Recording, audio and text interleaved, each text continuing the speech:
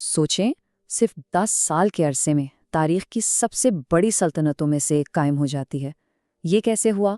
ये कहानी है खलीफा उमर की, जिन्होंने सिर्फ तलवार के जोर पर नहीं बल्कि एक ऐसे इनकलाबी विजन से एक ऐसी रियासत की बुनियाद रखी जो सदियों तक कायम रहने के लिए बनाई गई थी। तो हज़रत उमर के दौरे हुकूमत का आगाज़ ही एक बहुत बड़े, एक अजीब व गरीब फ़ैसले से होता है। दो महाज़ों पर जंग चल रही थी और उसके उरूज पर अपने सबसे कामयाब, अपने नाकाबिल शिकस्त जनरल को माज़ूल कर दिया। ये एक ऐसा फ़ैसला था जिसने वाकई सबको हैरान करके रख दिया। अब नए खलीफा के सामने यही सबसे बड़ा स्ट्रेटेजिक मसला था कि एक ऐसे जनरल का क्या किया जाए जो कभी कोई जंग हारा ही ना हो। एक तरफ वो शख्स था जिसकी मौजूदगी ही जीत की जमानत थी, और दूसरी तरफ पूरी रियासत का मुस्तकबिल दांव पर लगा हुआ था। और ये जनरल थे खालिद बिन वलीद, सैफुल्लाह, अल्लाह की तलवार। ये लक़ब उन्हें खुद रसूलुल्लाह सल्लल्लाहु अलैहि वसल्लम ने दिया था। एक ऐसा मिलिट्री कमांडर जिसने अपनी ज़िंदगी में एक भी जंग नहीं हारी थी। यानी इनका नाम ही दुश्मन के दिलों में खौफ पैदा करने के लिए काफ़ी था। इनकी कामयाबियों की फहरिस्त देखें तो हैरानी होती है।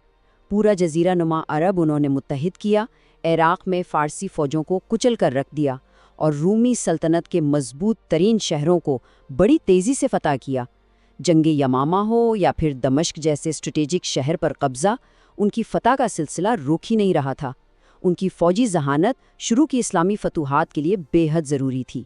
लेकिन अजीब बात यह है कि खालिद की यही ज़बरदस्त कामयाबियां नए खलीफा के लिए सबसे बड़ा मसला बन गई थीं। और ये मसला सिर्फ मैदान जंग का नहीं था, नहीं, ये मसला था ईमान का, नज़रिए का। इसको खालिद फैक्टर कहा जा सकता है। हो ये रहा था कि फ़ौजियों और अवाम में ये अकीदा पुख्ता हो रहा था कि फ़तह अल्लाह की तरफ से नहीं बल्कि सिर्फ और सिर्फ जनरल खालिद की बेमिसाल जहानत से ही मुमकिन है। यानी फ़ौज का ईमान और भरोसा अल्लाह और रियासत के नज़रिए के बजाय एक शख्स से जुड़ता जा रहा था। और ये एक ऐसी सूरत हाल थी जो रियासत के मुस्तकबिल के लिए, उसके इस्तेहकाम के लिए एक बहुत बड़ा ख़तरा थी। हज़रत उमर ये बात समझ गए थे कि ये खालिद फैक्टर आगे जाके बहुत नुकसानदेह हो सकता है। और इस मसले की शिद्दत ना 2 महाज़ों पर बिल्कुल साफ नज़र आ रही थी। एक तरफ था फ़ारसी महाज़, जहाँ खालिद नहीं थे। वहाँ क्या हुआ? जंगे जिस्र में तबाहकुन शिकस्त, जनरल शहीद हो गए और फ़ौज के हौसले पस्त हो गए।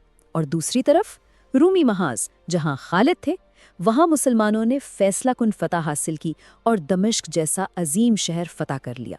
हौसले बुलंद तरीन सतह पर थे। मतलब नताइज का फर्क बिल्कुल वाज़े था।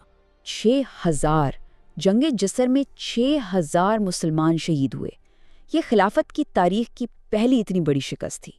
और ये अदद सिर्फ एक नंबर नहीं है, ये इस बहरान की शिद्दत को जाहिर करता है और इस बात को भी कि फ़ौज किस हद तक सिर्फ एक जनरल पर इंसार करने लगी थी।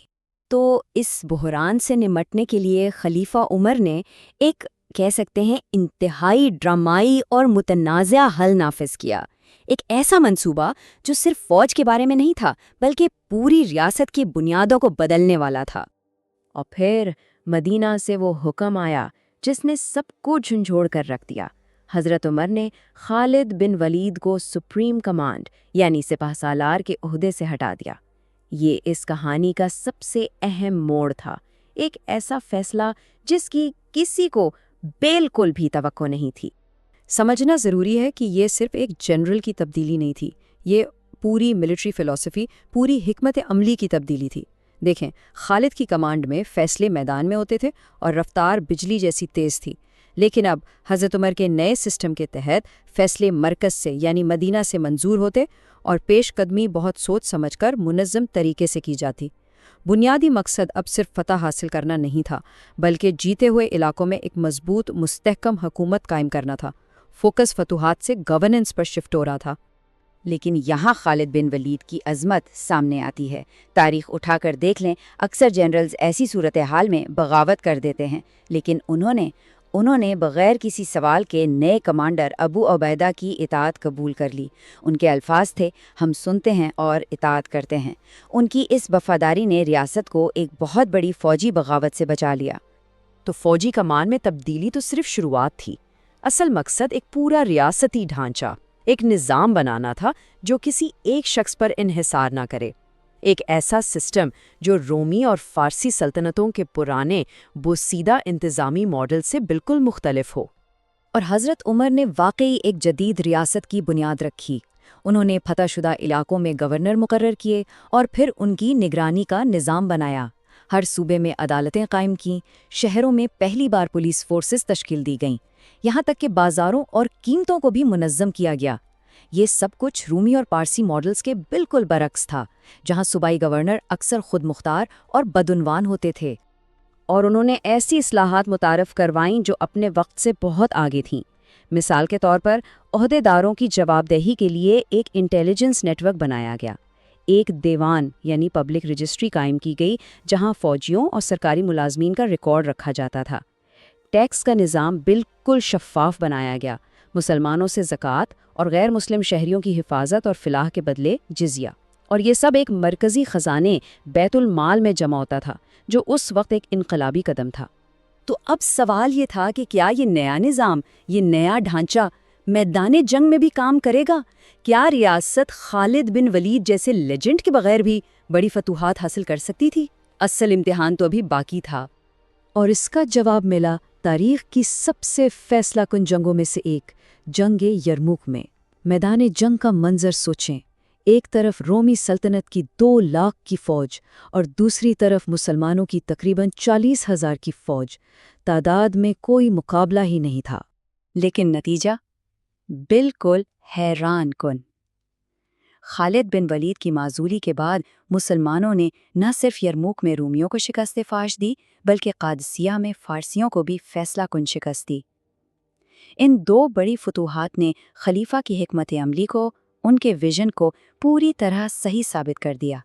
یہ نظام کی فتح تھی، اور اس نئے منظم فوجی اور انتظامی نقطہ نظر کی شاید سب سے بڑی کامیابی تھی مصر کی فتح۔ فرعونوں کی سرزمین اس وقت دنیا کے امیر ترین علاقوں میں سے ایک اب خلافت کا حصہ بن چکی تھی، اور وہاں بھی فوراً وہی جدید نظام نافذ کیا گیا جس نے مقامی آبادی کو رومیوں کے دور سے کہیں زیادہ استحکام اور خوشحالی دی۔ اور بات صرف علاقائی فتوحات کی نہیں تھی۔ حضرت عمر کی دوراندیشی نے اسلام کے بنیادی متن کو بھی ہمیشہ کے لیے محفوظ کر دیا۔ یاد ہے جنگ یمامہ؟ جب بہت سے حفاظ قرآن شہید ہوئے تو انہیں شدید تشویش ہوئی، اور یہ انہی کی تجویز تھی کہ قرآن کی بکھری ہوئی آیات کو ایک کتاب کی شکل میں جمع کیا جائے۔ یہ ریاست کی نظریاتی بنیادوں کو محفوظ کرنے کا ایک انتہائی اہم اور فیصلہ کن قدم تھا۔ تو نتیجہ کیا نکلا؟ صرف 10 سالوں میں اس نئے منظم نظام کے تحت ایک ایسی سلطنت وجود میں آئی جو سکندر اعظم یا قدیم فرعونوں کی سلطنتوں سے بھی بڑی تھی۔ صرف 1 دہائی میں سلطنت کا رقبہ 22 لاکھ مربع میل سے زیادہ ہو گیا۔ تاریخ میں اس کی مثال نہیں ملتی۔ تو آخر میں یہ سوال باقی رہ جاتا ہے، کسی سلطنت کی میراث کے لیے کیا چیز زیادہ اہم ہے؟ وہ شاندار تلوار جو اسے فتح کرتی ہے، یا وہ مستقل ہاتھ جو اسے تعمیر کرتا ہے؟ جواب شاید واضح ہے، وہ ہاتھ جو تعمیر کرتا ہے۔ اور حضرت عمر کا آخری تعمیری کام بھی ایک نظام ہی تھا، ایک ایسا نظام جو ان کے بعد ریاست کی قیادت کا فیصلہ کرے۔ انہوں نے 6 معزز صحابہ کی ایک کونسل بنائی اور انہیں ہدایت دی کہ ان کے بعد 3 دن کے اندر اپنے میں سے سب سے قابل شخص کو اگلا خلیفہ چن لیں۔ فیصلہ قابلیت کی بنیاد پر ہونا تھا، وراثت پر نہیں، اور یہ ان کے ویژن کا آخری ثبوت تھا کہ ریاست